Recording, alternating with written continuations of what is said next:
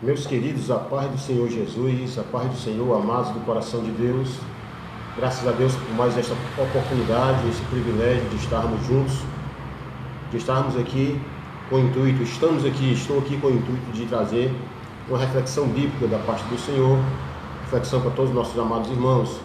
Eu quero, a partir desse momento, pedir que você participe conosco, que você interaja conosco. Eu quero te convidar a toda a amada congregação, na qual nós estamos tendo o privilégio, a oportunidade de pastorear a Assembleia de Deus, Tempo Central, Planalto Canindézinho. Quero aqui, queridos, todos os nossos amados irmãos, todos os nossos queridos e amados irmãos, para nós aprendermos um pouco da palavra do Senhor. Eu quero te convidar a você abrir a sua Bíblia no livro de Atos dos Apóstolos, no capítulo de número 2, versículos de número 42 até o versículo de número 47. É uma passagem muito conhecida dos amados irmãos, principalmente nas ceias, não é assim? Queridos, diz assim, versículo de número 42: E perseveravam na doutrina dos apóstolos, e na comunhão, e no partir do pão, e nas orações. Em cada alma havia temor, e muitas maravilhas e sinais se faziam pelos apóstolos. Todos os que criam estavam juntos e tinham tudo em comum. Vendiam suas propriedades e fazendas e repartiam com todos segundo cada um tinha necessidades. E, perseverando unânime todos os dias no templo, e partindo o pão em casa, comiam juntos com alegria e singeleza de coração, louvando a Deus e caindo na graça de todo o povo. E todos os dias acrescentava o Senhor à igreja aqueles que se haviam de salvar. Queridos, antes de nós discorrermos sobre esses versículos, eu quero saudar os nossos irmãos, irmão Marcelo Guedes, meu querido, Deus te abençoe, Gilberto Moreira, tá certo? Irmão Giorlane, mestre, queridos, que satisfação. Meus amados, querida igreja de Deus, querida igreja do Senhor, para não se tornar tão repetitivo, para não ficarmos uma expressão bem comum, chovendo no molhado, já falarmos tudo aquilo que nós já estamos sabendo, acompanhando, porque o intuito dessa live, o intuito dessa reflexão não é trazer medo em você, não é deixar você apavorado, não. A nossa ideia aqui é trazer um lenitivo. A nossa ideia é trazer uma palavra de conforto, um bálsamo para a dor, uma água para quem está sedento, tá certo, meus queridos? Eliseu Alves dos Santos, Deus te abençoe, meu querido. Queridos, essa passagem bíblica todos nós já conhecemos, narrada por Lucas em Atos dos Apóstolos. Nós estamos falando, vai contar a história da igreja primitiva, e muitas pessoas que romantizam ainda dizem assim, porque na época da igreja primitiva, se a nossa igreja fosse como a igreja primitiva. Quero dizer que nem a igreja primitiva e nem a igreja moderna, elas são isentas de erros, falhas. Se você ler principalmente o livro de Tiago, a carta de Tiago, o meu irmão de Jesus, você vai ver os defeitos da igreja primitiva, sim. Você vai ver defeitos em todas as áreas, todas as épocas da igreja, toda a história da igreja, você vai ver falhas. Mas eu quero destacar algumas virtudes da igreja. E as virtudes, os irmãos já sabem, muitas pessoas já trouxeram palavras maravilhosas. Já tive o privilégio de escutar nosso reverendo Hernando Dias Lopes falando sobre a igreja primitiva. Inclusive, daqui a pouco vou tomar até aqui uma frase dele.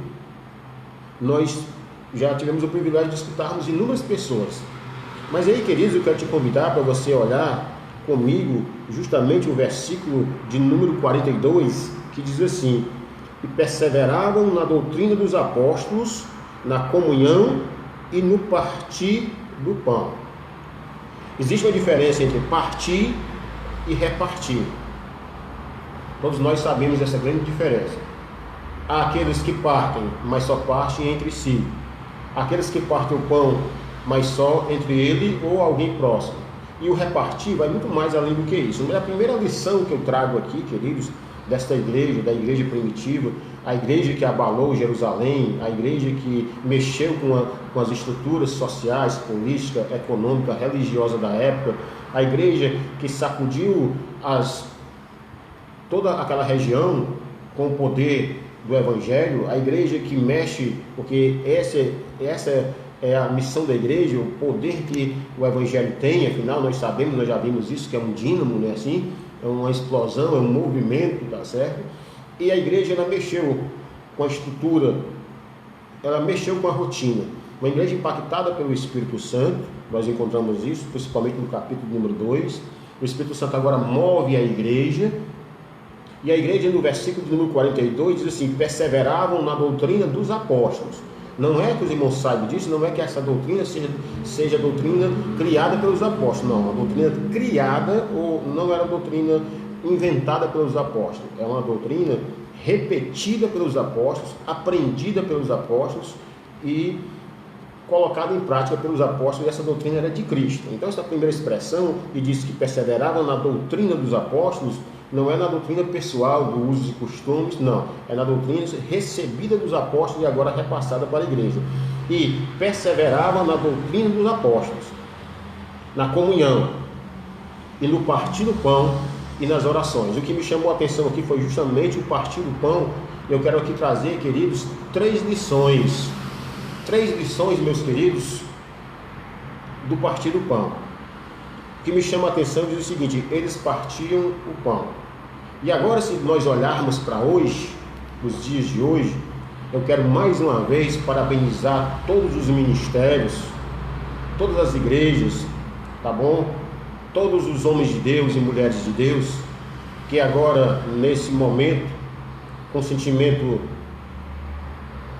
de misericórdia, com sentimento de humildade, eu não posso aqui deduzir o sentimento, mas eu posso ter a ideia de que muitos são sinceros. Eu quero louvar a atitude dos sinceros, com o intuito de ajudar o próximo. Observe que as pessoas agora estão distribuindo cestas básicas. Nós vimos aí muitos ministérios doando toneladas e toneladas, graças a Deus por isso. Deus abençoe a vida de cada um. E o que me chama a atenção aqui é que a igreja primitiva, nessa época, também estava fazendo a mesma coisa. Diz assim: no partir do pão. E o que me chama a atenção da igreja, desta igreja, que serve de lição para mim, para você, meu querido, é que nós devemos também, primeiro, não só repartir o que nós temos, mas a igreja de Cristo precisa repartir o que nós somos. Guarde isso no seu coração. O segredo da igreja não é somente, não que eu estou dizendo que seja errado, pelo contrário, mais uma vez quero parabenizar, mas o segredo da igreja não é repartir o que tem. Em primeiro lugar, a igreja reparte o que ela é. E o que é que a igreja é? Paulo vai dizer que é baluarte e coluna da verdade. O próprio Cristo vai dizer que a igreja é a que vai vencer as portas do inferno. A igreja de Cristo, eu quero tomar aqui a frase, eu quero tomar aqui o trecho de um hino que diz que como farol que brilha à noite, como ponte sobre as águas, como abrigo no deserto. Então o que é a igreja do Senhor? A igreja do Senhor, ela é uma fonte no deserto. A igreja do Senhor Jesus Cristo, a eclesia, a igreja comprada e lavada com o sangue de Cristo, ela é um lenitivo para o cansado, ela é o bálsamo para o ferido. A igreja de Cristo é o socorro para aquele que está caído. A igreja de Cristo são as cordas que puxam o homem lá do fundo do poço. A igreja de Cristo é a igreja que reúne as pessoas, e o intuito da igreja de Cristo é tirar, justamente com o Evangelho, resgatar o homem do pecado. Então, a igreja de Cristo, ela tem que ser conhecida, quando ela reparte o pão, ela não está somente repartindo o que ela é, ela está repartindo o que ela tem, ela está repartindo o que ela é. Então, a primeira reflexão é: nós precisamos repartir o que nós somos. Antes mesmo de uma cesta básica, que vai ajudar muitas pessoas, continue fazendo isso, tá bom? Antes de nós repartirmos o que nós temos, nós precisamos repartir o que nós somos. A igreja é sal da terra, luz do mundo, e por um momento, queridos, a igreja deixou de repartir o que ela era.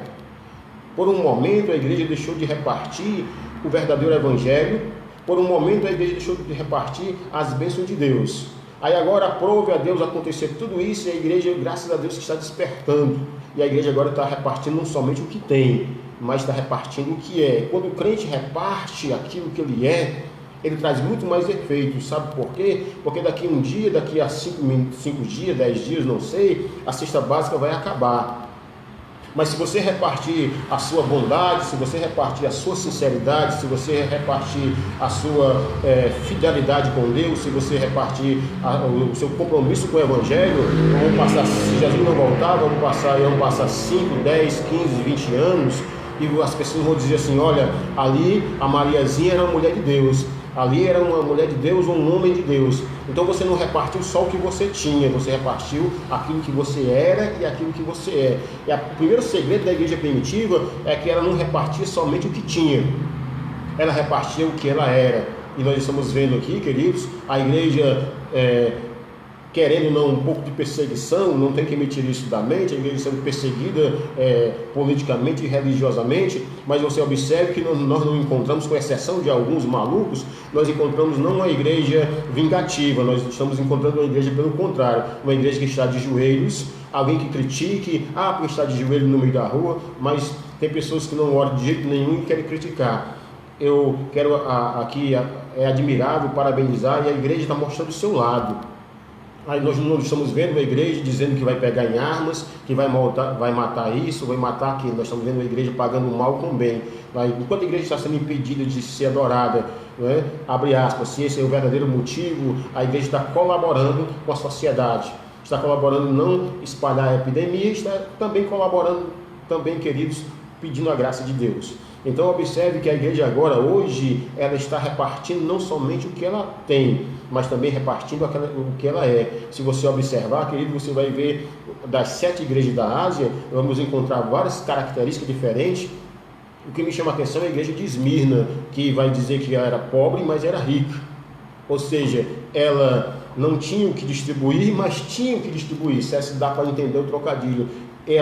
Aquela igreja era uma igreja que repartia não o que ela possuía, mas o que ela era. Já a igreja de Laodiceia, ao contrário, ela tinha com o que repartir, mas não era uma igreja sincera. Então, graças a Deus, e aqui mais uma vez eu quero parabenizar e, queridos, ressaltar que a igreja é a verdadeira igreja do Senhor, independente da época. E antes de repartir o que tem, a igreja tem que repartir o que ela é.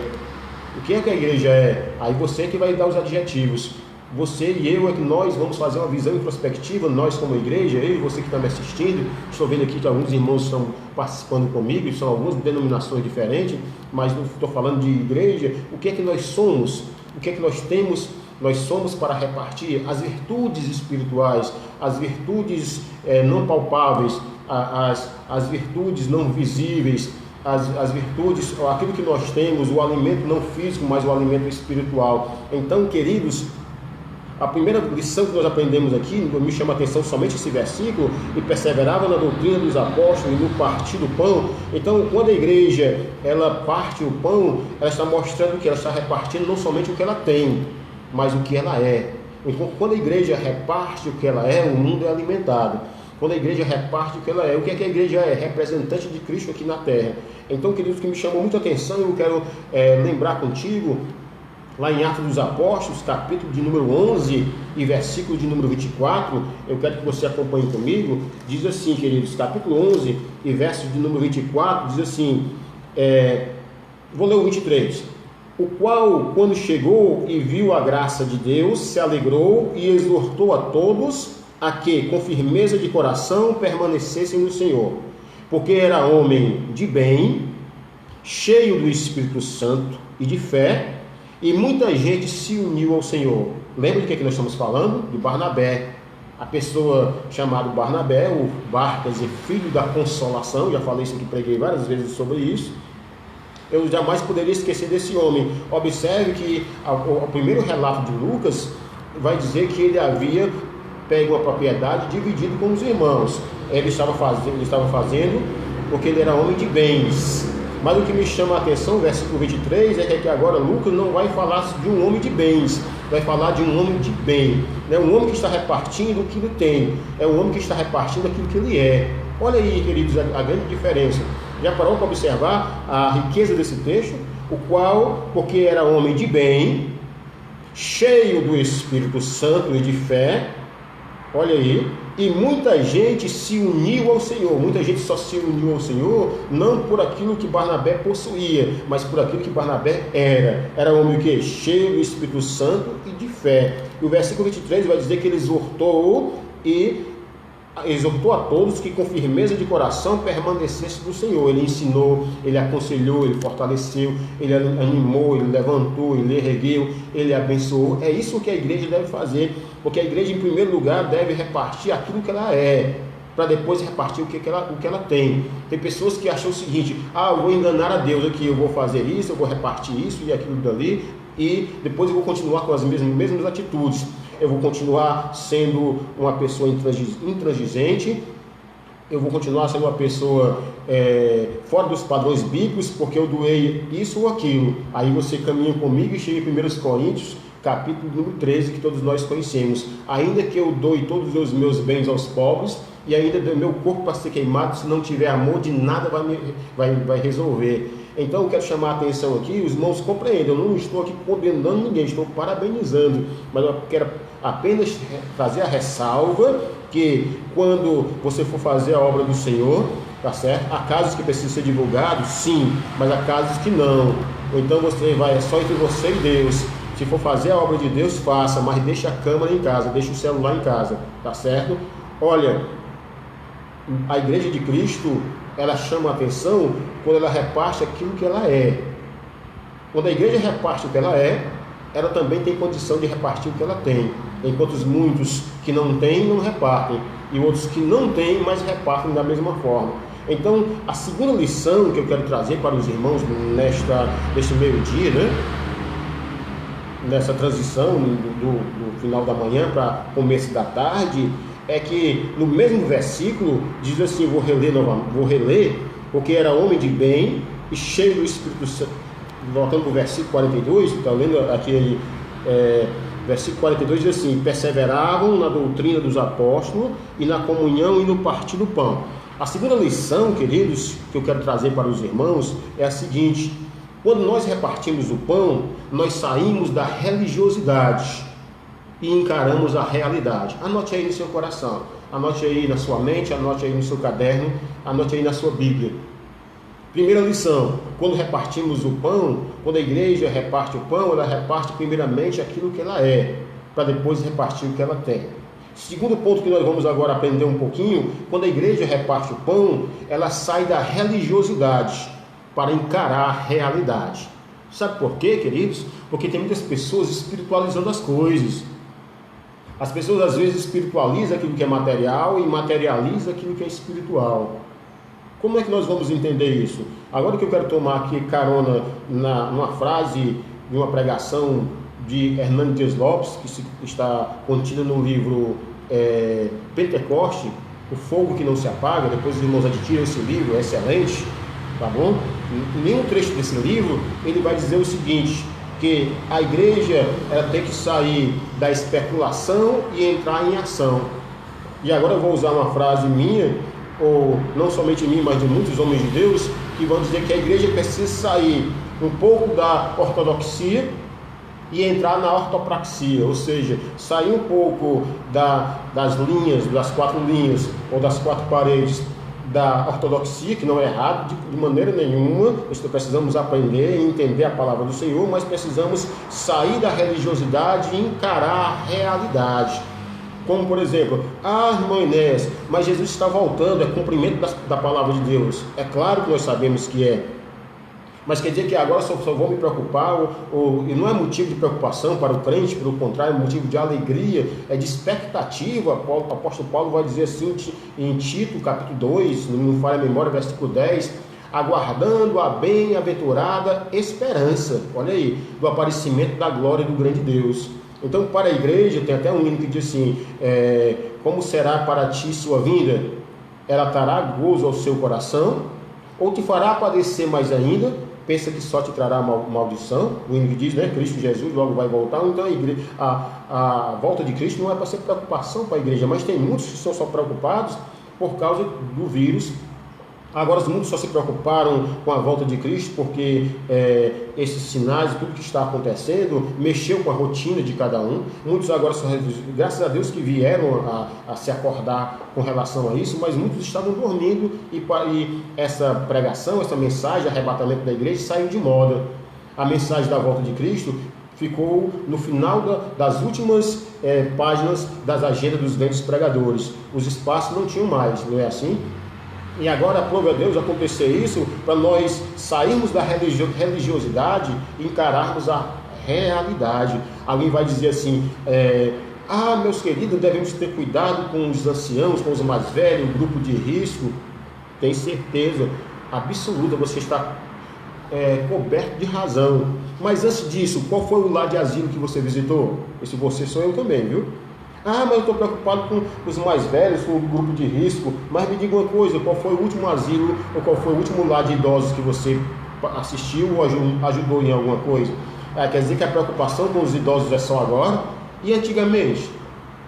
Porque tem uma frase que não é minha, mas me chamou muita atenção, que achei que se tornou até jargão no Facebook, nas redes sociais, que diz assim, o ser humano é muito estranho, coloca os pais no asilo, os filhos na creche e vão passear com os cães. Nós estamos vivendo uma geração, queridos, que isso deve ser preocupante, devemos ter cuidado. Então o que me chama a atenção é que, primeiro, a igreja, quando parte o pão, ela sai da religiosidade para encarar a realidade. Nós precisamos encarar a realidade. Encarar essa realidade, sabemos que o mundo jaz no maligno, nós sabemos disso e às vezes sabemos tanto que às vezes esquecemos disso.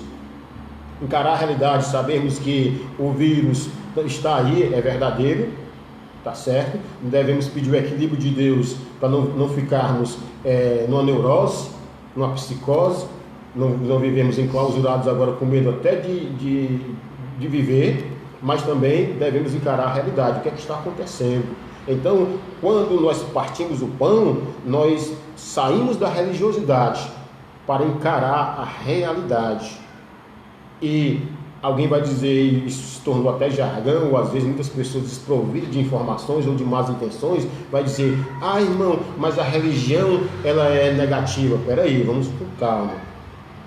A religião, Tiago vai dizer que a religião pura e imaculada, verdadeira para com Deus, é visitar os órfãos, olha aí a realidade, e os órfãos e as viúvas das suas tribulações e guardar-se da corrupção do mundo.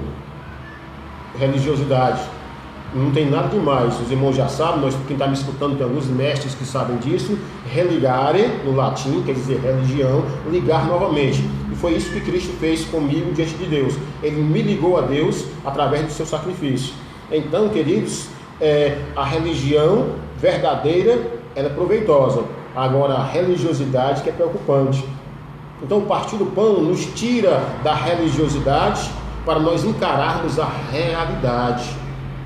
Precisamos encarar a realidade. Precisamos encarar que a igreja não estava fazendo até o presente momento o que deveria fazer.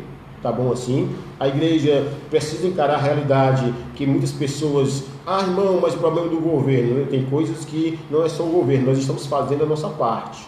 Estamos procurando, agora vamos fazer a nossa parte. Vamos dizer assim, irmão, eu não vejo a hora de que passe tudo isso para nós voltarmos ao normal. Eu não quero voltar ao normal. Irmão, é nesse que exagero isso? Não. Com todas essas lições, eu não quero voltar ao normal, porque se eu voltar ao normal, eu vou voltar para a religiosidade. Eu quero voltar para encarar a realidade. Então, quando a igreja primitiva, ela repartia o pão, ela estava saindo da religiosidade e encarando a realidade. Que realidade era essa? Era que as pessoas estavam precisando, estavam necessitadas. E quando agora aqui, queridos, eu quero falar de pão, eu quero também trazer, queridos, não somente o pão físico, a massa de trigo, não, eu quero falar sobre o alimento espiritual. Se você observe que as pessoas pregam, ou às vezes tem um conhecimento um pouco maior, ou ele acha que é maior ou melhor do que os outros, eles querem trazer uma mensagem para chamar a atenção. A nossa mensagem, uma mensagem de Cristo, Cristo nunca teve a intenção de trazer uma mensagem para chamar a atenção. Cristo sempre teve a ideia de trazer uma mensagem para ensinar o povo. Agora, é claro, lógico e evidente que chamou a atenção porque era uma mensagem com unção, com graça e com misericórdia. Tá certo? Então o que me chama a atenção aqui é o seguinte: partir o pão é sair da religiosidade para encarar a realidade. Nós precisamos sair da religiosidade, vamos encarar a realidade. E qual a realidade? A igreja estava dormindo, e ainda tem muitos dormindo. A igreja estava em certas partes inerte, estava apática, estava alheia a tudo que estava acontecendo. Por quê? Porque estava na religiosidade. E agora nós precisamos sair da religiosidade para encarar a realidade. Que realidade é essa? É que o mundo, enquanto Jesus não voltar, você e eu precisamos continuar sal da terra e luz do mundo. Nós sabemos que profecias, cumprimento, vem fazer parte da escatologia, que eu não quero entrar no método da questão aqui, porque muitos já tropeçaram nas suas palavras, interpretando mal os textos. Eu não quero falar sobre escatologia, eu quero falar da religiosidade e da realidade. Encaramos a realidade, porque, por exemplo, queridos, você observa, às vezes até as nossas orações nos mostram que nós somos religiosos. Quando nós estamos orando assim: Senhor, nesta noite ou nesta manhã, visita aquele que está enfermo no hospital. É mais fácil o Senhor visitar, porque o Senhor visitando não vou gastar combustível. O Senhor visitando não vou, abrir aspas, perder o meu tempo. Jesus visitando, eu não vou precisar fazer um curso de capacitação, porque o próprio Jesus visitando não vai me tirar do meu comodismo, da minha sala confortável. E quando eu digo, eu sei que muitos oram com bom interesse, mas só para os irmãos terem ideia o que é estar na religiosidade. Senhor, visita os manicômios, visita os presídios. É mais fácil pedir a Jesus para visitar, porque ele não vai gastar combustível, ele não vai gastar tempo, ele não vai perder nada dentro daquilo que nós achamos que é cômodo.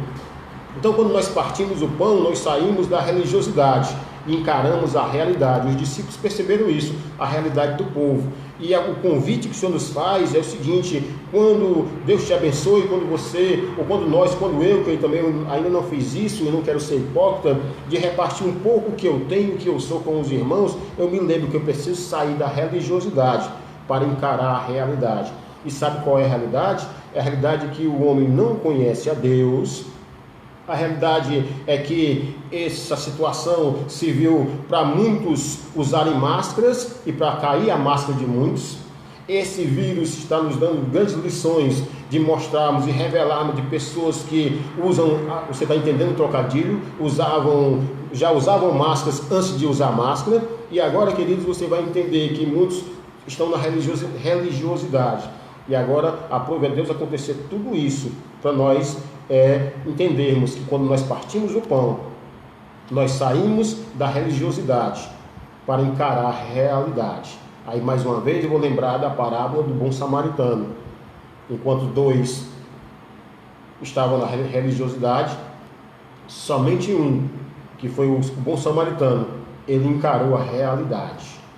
Quantos literalmente ou espiritualmente estavam caindo ao nosso redor e nós passamos de largo? Quantas vezes nós fizemos de desentendidos? Quantas pessoas bateram a nossa porta e disseram assim: me dá, meu senhor, minha senhora, ei moço. As pessoas só me chamam de senhor, né? Por causa dos cabelos brancos, não tem nem 100 anos ainda.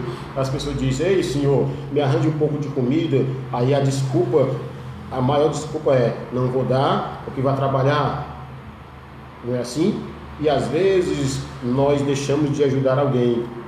Quantas vezes nós fazemos isso? Quantas vezes nós fechamos a mão? É claro que tem muitos aproveitadores, nós sabemos disso. É claro que tem muitos preguiçosos, são muitos preguiçosos, mas nós precisamos pedir a graça de Deus, o discernimento, tá certo? Para ajudarmos as pessoas. Então, partir do pão é sair da religiosidade para encarar a realidade. Encarar a realidade que a igreja estava amortecida, se eu não me engano, não vou citar o nome dele, porque nem compensa, mas você sabe quem conhece filosofia sabe do que eu estou falando agora. Ele vai dizer que a religião era o ópio do povo, ou seja, era o alucinógeno do povo, não é assim? Eu digo que a igreja, uma parte da igreja, ela estava letárgica, com muito entretenimento, a igreja mostrando, as pessoas estavam se aplaudindo, as pessoas estavam adorando umas às outras, a igreja estava na disputa de quem é melhor, a maior, quem faz o maior templo. O meu templo é para 50 mil pessoas, então vou fazer um para 100, que é para eu destacar. A minha igreja tem 20 ônibus, eu vou comprar 50. A minha igreja tem 3 rádios comunitárias, eu vou comprar 100. A minha igreja só tem presbítero, eu vou ser apóstolo. A minha igreja só tem apóstolo, eu vou ser profeta rei. Então começou aquela confusão toda e nós estávamos perdidos, envoltos, misturados, engoldados com tudo isso. E agora eu creio que muitas pessoas vão rever os seus conceitos. A terceira lição, queridos, que nós aprendemos, eu vou repetir mais um versículo, diz assim: e perseveravam na doutrina dos apóstolos, na comunhão e no partir do pão e nas orações. Quando nós partimos o pão, nós saímos da superficialidade e vamos viver uma vida de profundidade espiritual. Você crê nisso?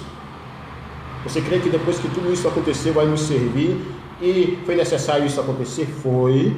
E vai ser, se preciso, vai acontecer mais outras coisas, né? Não desejo a morte de ninguém, pelo contrário, mas é Cristo balançando a figueira, é Cristo acordando, despertando a igreja, é a voz do arauto dizendo: à meia-noite ouviu-se um grito, eis o noivo, sai ao encontro, ou sai ao encontro. Então, anote aí, a primeira coisa, para você não esquecer: quando nós partimos o pão, nós partimos o que nós somos, para depois repartir o que nós temos. Repartir o pão é repartir o que somos, para depois repartir o que possuímos. Segundo, repartir o pão é sair da religiosidade, encarar a realidade. Terceiro, partir o pão é sair da superficialidade. Uma superficialidade, irmãos, de uma vida que nós estamos vivendo. Eu posso me incluir. De maneira nenhuma eu pregar alguma coisa aqui, irmãos, e dizer que eu não faço parte. Sim, pregar os verbos ou os pronomes de um pregador não é somente você, ou não. O pronome do pregador é nós. Sempre nós estamos inclusos. A palavra é para mim também. Partir o pão é sair da superficialidade. Vivemos, irmãos, estávamos vivendo até então uma religiosidade, uma superficialidade. Nunca como hoje se viu um descaso, um descuido pelos ensinamentos da palavra de Deus. Eu não estou falando aqui de teorias ou de teologias e doutrinas, de calvinismo, não. Eu estou falando de Bíblia, de palavra, de ensinamento. Ensina o homem a mudar. Ou seja, nós estamos vivendo uma situação, querido, que as maiores igrejas abandonaram os ensinamentos primários da palavra de Deus. Se você observar, muitas igrejas no domingo pela manhã já não tem mais escola bíblica dominical. Por quê? Porque é melhor fazer um culto. Culto rende dinheiro, culto rende oferta. Escola dominical tem gasto. É melhor ter oferta do que gasto. Então muitas pessoas abandonaram o ensinamento sistemático da palavra de Deus. Isso é superficialidade. O que as igrejas estavam engordando de eventos, nome trocadilho aqui, é só evento, as pessoas estão vivendo uma superficialidade de um evangelho que somente emociona, que somente traz as lágrimas aos olhos, mas não traz o arrependimento ao coração. O evangelho superficial é aquela árvore, aquela planta ou aquela semente que cai entre pedras e não tem raiz. Aí vem as lutas e ela seca. É um evangelho superficial. Então nós entendemos que quando nós partimos do pão, nós saímos da superficialidade para vivermos uma vida de profundidade. Vocês lembram comigo aqui? Eu quero te convidar para você ler ou medite comigo Ezequiel, capítulo 47, do 1 até o 12. Nós vamos ver ali um exemplo clássico disso, né? Nós vemos aquelas águas da visão de Ezequiel. Nós encontramos que a primeira fase, a água até os artérios, como queiram, traduzindo no cearense, até o mocotó.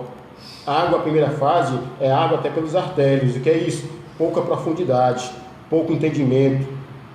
É o risco de voltar atrás.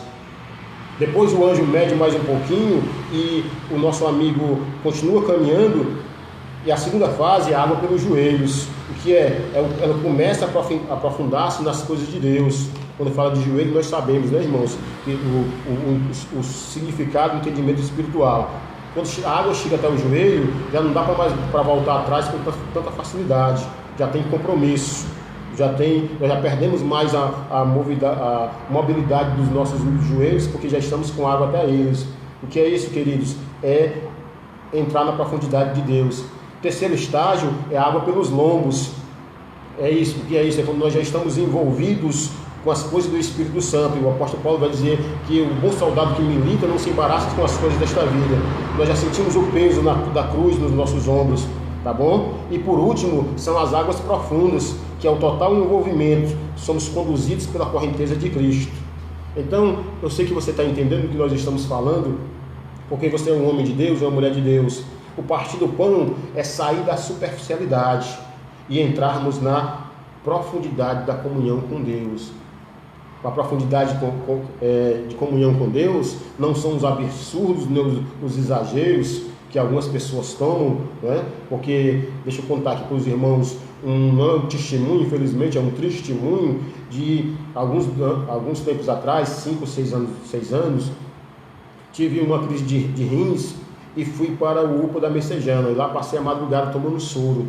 E quando menos esperam, chegam duas irmãs, totalmente anorexas, não sei se a palavra correta é essa, vocês são da área da saúde, me ajudem aí, traduzindo, bem magrinha, bem fininha, e elas estavam totalmente atormentadas e sem saber nem o que estavam falando.